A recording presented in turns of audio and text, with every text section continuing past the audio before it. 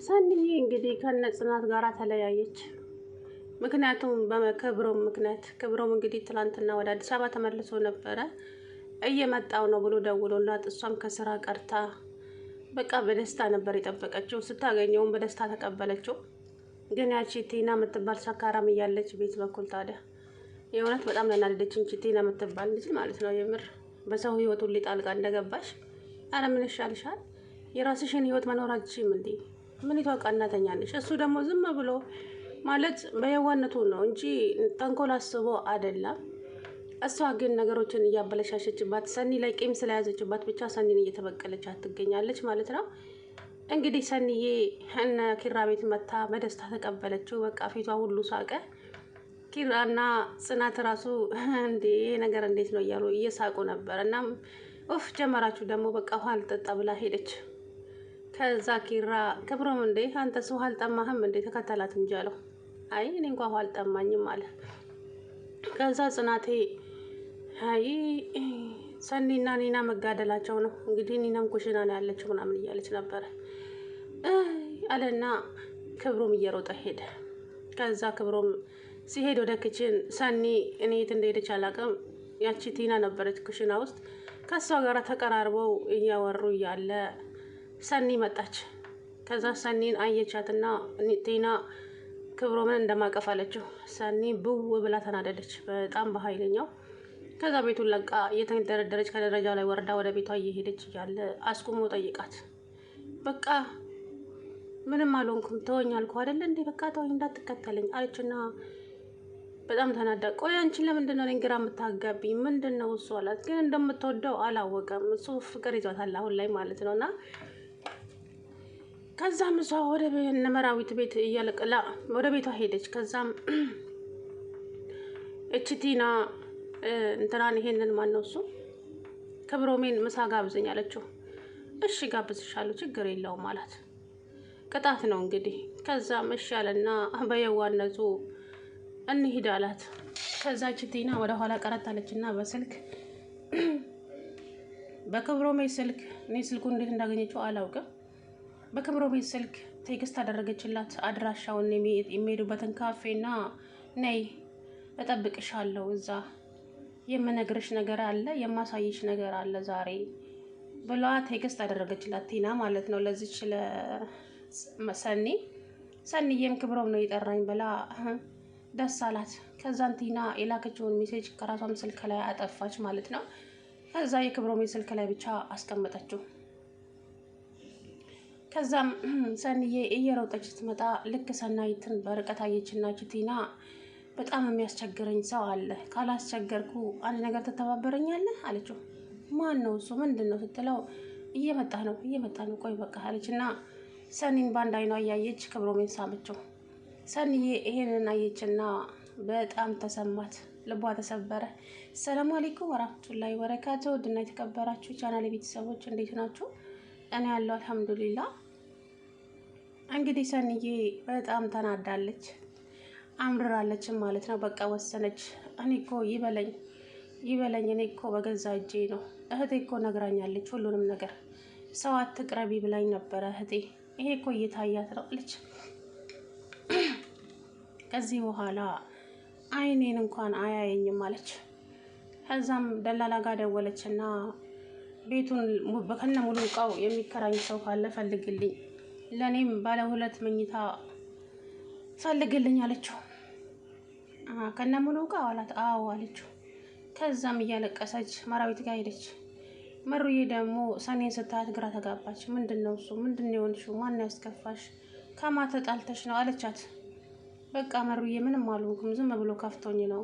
በቃ ምንም አልሆንኩም አልኩሽ አይደል እንዴ ልሂድ በቃ። አይ እንደዚህ ሆነሽማ አትሄጂም ወይኔ አብሬሽ እሄዳለሁ አለቻት። አይ አይሆንም መሩዬ ደህና ነኝ በቃ ዝም ብሎ ትንሽ ስለከፋኝ ነው አለቻት። ከዛም ከመራዊት ጋር እያወራች እያለ ስልክ ደወለላት ደላላው። ቤቱን የሚከራይ ሰው አገኘላት፣ ለሷም ቤት አገኘላት።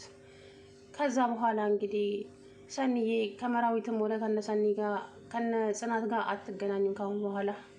አድራሻውንም አታሳውቅም። አድራሻውን ካወቀች ክብሮም ስለሚሄድ ማለት ነውና እንግዲህ ክብሮም በማያውቀው ነገር አሳዘነኝ። የምር እሱ አውቀው አይደለም እቺ ሰካራም ሴትዮ ናት። እንደው ከዛ ቤት መንቀሮ የሚያወጣት ሰው ይጥፋ። የእሷን ስንል ቤቲ መታ ተደንቅራለች። ያው እንግዲህ ሰንዬ ወሰና ሄዳለች ማለት ነው። አሳዘነችኝ፣ እሱም አሳዘነኝ። የሚያውቀው ጉዳይ የለማ። እንደምታፈቅረው ምንም ሊረዳት አልቻለም ማለት ጸባይዋን ሊጨበጥለት አልቻለም ክብሮሜ። እንግዲህ ሰንዬ አይዞሽ፣ ያጋጥማል አንዳንዴ። ጽናትና ኪራ ደግሞ እኔ እውነት ፍቅራቸውን አፍቆኛል። እንደ በፊቱ የሚሆኑበት ቀን እኔ እንጃ መቼ እንደሆነ። ሁሌ በቃ እንደተኮራረፉ እንደተዘጋጉና ጽናት ያው ልቧ ተሰብሯል። ምንም ማድረግ አትችልም። መብትም የላትም። መብት ቢኖራት ኖሮማ እንደዚህ አያደርግም ነበረ። የእውነት አንዳንድ ጊዜ በጣም ብዙ ነገር እኮ ልታስብ ትችላለች ልጅ። እኔ መብት የሌለኝ ሰራተኛ ስለሆንኩ ነው ወይ ብቻ ብዙ ነገር በጣም ብዙ ነገር ተጽዕኖ አሳድሮባታል ጽናት ላይ ማለት ነው። የቤቲ እዛ ቤት ተመልሶ መምጣት ከኪራ ጋርም እንደ ድሮ አይደለችም። ከዛም እንግዲህ ትላንትና እንዳያቸው አኩርፋ ድብር ብሏት ደረጃ ላይ ቁጭ ብላ ያለ ምግብ አቅርባለት ነበር የመጣችው። እሱ ደግሞ ያለሷ መብላት አይፈልግም። እንዴ ምግብ አቅርበሽ እየጠበቅኩሽ እኮ ነው፣ ለምንድን ነው እዚህ መጣሽ ይላታል። አይ የምፈልገው ነገር አለ፣ የምጨምርላችሁ ነገር አለ ስትለው ኧረ ምንም የለም እንደ አብረሽን እንድትበይ ነው እንጂ ይላል። አይ አሁን እኮ የሚያባላክ ሰው አለ፣ እኔ አላስፈልግም አለችው። ጽናቴ ግን ለምንድን ነው እንደዚህ የምትሆኙ? ቆይ ምንድን ነው እሱ? በቃ ትንሽ እንታገዛት አልኩሽ አይደል እንዴ?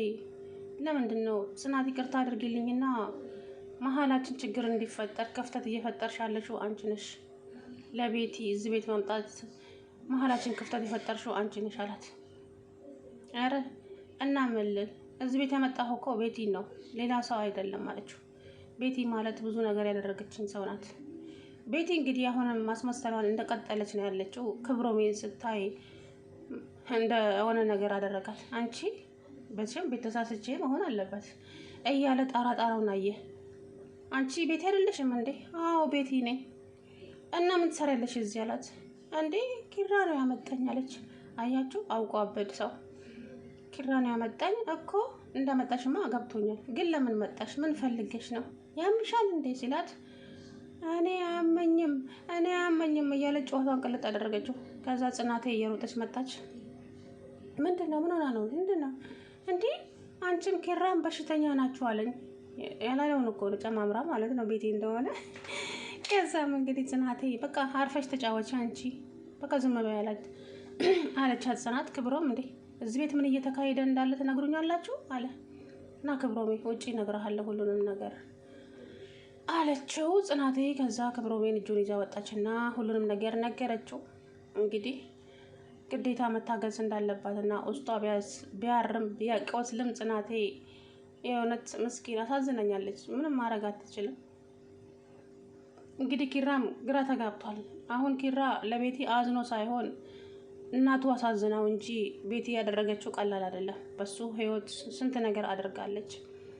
አንድ ሰው የማያፈቅራችሁን ሰው 5 ዓመት ሙሉ እንዴት ነው ነገሩ? ጉድ እኮ ነው እንዴ!